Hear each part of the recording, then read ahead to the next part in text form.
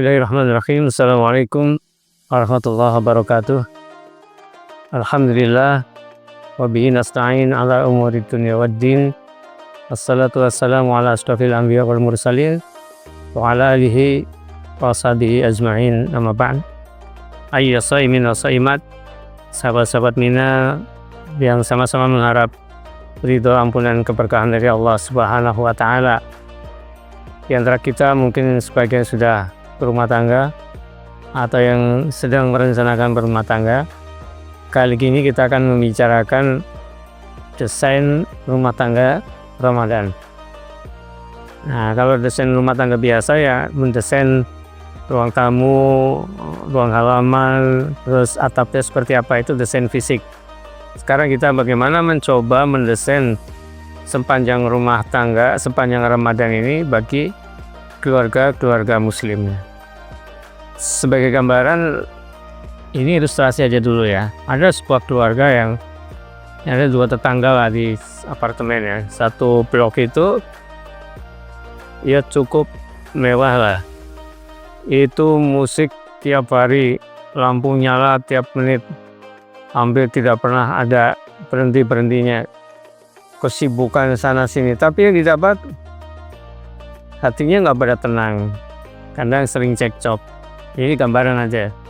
Terus ilustrasi kedua, ada sebelahnya mungkin di ujung sana ada keluarga sederhana, tidak ada hingar-bingar musik, yang ada bacaan Al-Quran dari bapak ibunya, anak-anaknya secara bergantian. Yang ada keceriaan ketika berbuka bersama atau ketika momen-momen keluarga, me time katanya, pertemuan terbaik dalam keluarga. Jadi yang dilihat di sini bukan soal materi fisik, tapi soal keberkahan. Nah, itulah keluarga yang berkah. Nah, sekarang bagaimana kita mendesain keluarga yang berkah pada bulan Ramadan? Karena momentumnya sangat tepat. Sebenarnya disabdakan oleh Rasulullah SAW, "Idza dakhala Ramadan futihat abwabul jannah wa ghaliqat abwabun nar. Asufidatis sayatin." Apabila Ramadan tiba, itu ada 3 hal yang dikumpai. Pertama, pintu-pintu surga terbuka. Yang kedua, pintu-pintu neraka tertutup. Dan yang ketiga, setan-setan dibelenggu. Tapi pertanyaan saya, kenapa pintu neraka sudah ditutup, setan dibelenggu, tapi kenapa manusia masih ada yang berbuat maksiat? Karena masih ada nafsu dalam dirinya yang tidak dikendalikan. Padahal puasa itu fungsinya asyamu junnah, dia mengendalikan nafsu. Istilah setan dibelenggu sudah nggak ada kan. Neraka pintu tutup itu maksudnya kita agak susah berbuat buruk. Pintu surga dibuka karena kita kan gemar nih, bulan Ramadan senang sedekah, senang ini karena bareng-bareng. Tapi kenapa kita masih belum menghasilkan hasil yang maksimal pada bulan Ramadan dalam keluarga kita?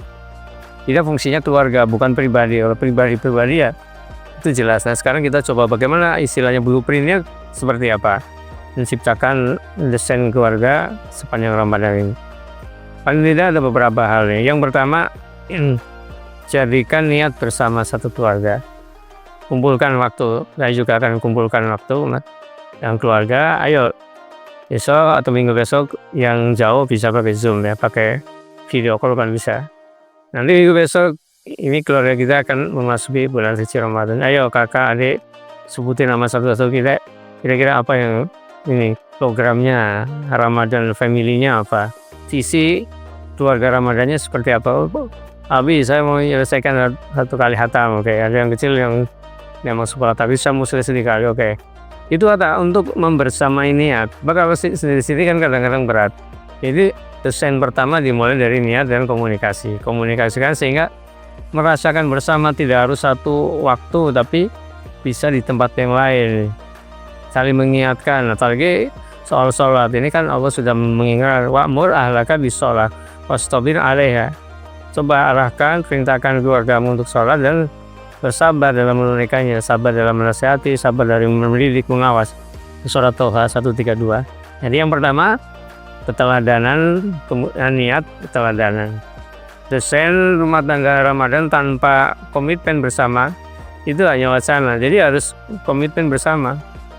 Seperti itulah peraturan di rumah tangga kan ada, ya kan jadwal kamu nyuci piring, itu biasa.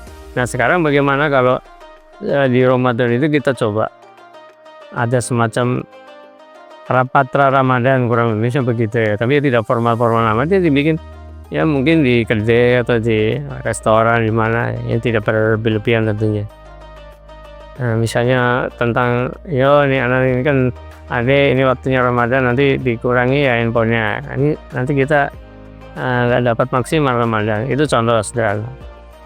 Kemudian yang kedua menata ruang. Nah, mulai sekarang di ruangan itu dirapiin lagi. Mungkin perlu ada perubahan suasana. Kemudian bikin quotes-quotes yang mendukung di ruang tamu misalnya, atau ruang makan. Kasih di ruang makan itu misalnya ditambah ada kata ruang bersyukur kepada Allah, sehingga orang masuk, tamu anggota keluarga masuk ke situ tuh ya terasa syukur. Ada ya pasang quote ya, kalau itu kalimat-kalimat singkat, kata-kata mutiara, di print atau apalah, pasang di tembok itu. Saya kemarin pernah ke rumah makan, terus ada kata-kata yang menarik kan, kita pesen es teh manis gitu kan pada waktu buka puasa kan, asik ya. Di situ ada tulisannya apa? Teh manis tak semanis janjimu. Kita yang baca senyum-senyum, apa maksudnya ini? Ya itu sekedar, itu kan yang umum. Nah sekarang kita ganti di rumah kita, misalnya di ruang syukur tadi kita jadikan ruang makan itu sebagai ruang syukur. Ada kalimat ya doa mau makan, doa selesai makan, tambahkan misalnya setiap hidangan adalah berkah, setiap nasi ada alhamdulillah.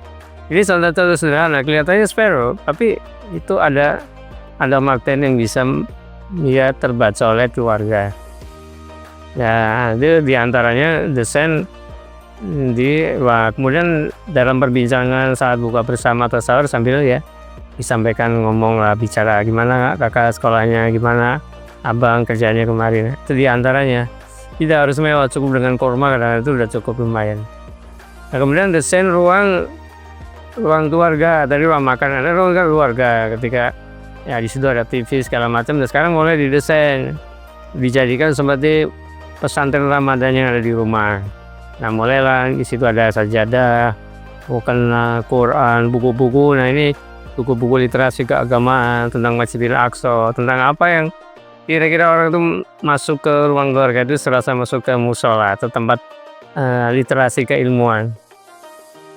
Kecuali kalau sholat berjamaah kan ke masjid. Untuk sholat-sholat yang ada di rumah mungkin ayo kita tadarus bersama. Jadi kita jangan ego hanya menghatamkan dirinya, hatam, tapi ada momen-momen yang namanya kebersamaan. Atau boleh jadi misalnya kakak sudah sampai surat apa, adik sampai surat apa, anak Abi sampai surat ini, Umi nggak apa-apa di situ ngiriung bareng, tapi membaca Al-Quran ya habis maghrib, habis buka puasa, mungkin nggak habis sisa atau habis tarawih ya 20 menit, atau sebelum buka kalau pas lagi di rumah ya 20 menit, habis itu makan terus berangkat ke masjid. Dan jauh lebih penting dari semua itu, dari ruang syukur, ruang ibadah, adalah ruang hati. Ruang hati ini mengajak anak-anak untuk meneladani kehidupan Rasulullah SAW. Prakteknya umpamanya ada saya ketika di Bekasi itu ada, setiap Jumat itu keluarga itu pagi mulai dari masak segala macam sama anaknya ya. Kemudian untuk apa? Setiap Jumat itu dibagikan Jumat berkah namanya.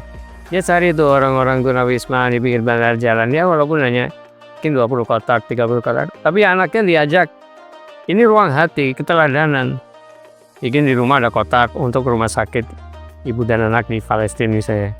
Ada sedekah subuh. Jangan hanya kita, anak kita diajak untuk Jumat berbagi ya contohnya.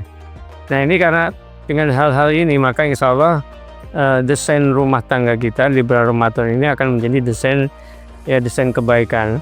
Ada kualitas yang terjaga sepanjang bulan suci Ramadan. Insya Allah sahabat-sahabat Mina yang dimuliakan Allah, kalau kita mencoba mengajak keluarga kita, mengajak anak-anak kita, mungkin saudara-saudara kita merancang dengan hal yang sama mendesain keluarga Ramadan, insya Allah itu akan menuai keberkahan. Nanti setelah Ramadan itu akan berlanjut keluarga Ramadan pada keluarga berikutnya, pada momen-momen walaupun bukan Ramadan tapi nuansanya masih terasa itu loh.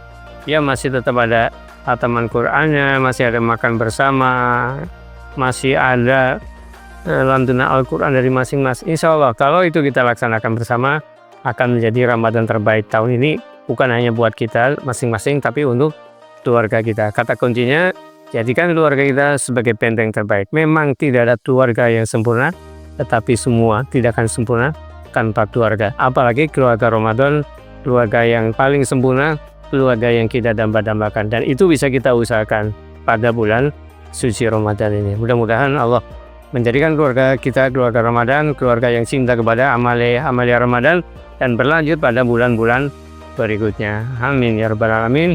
Al-afu minkum. Assalamualaikum warahmatullahi wabarakatuh.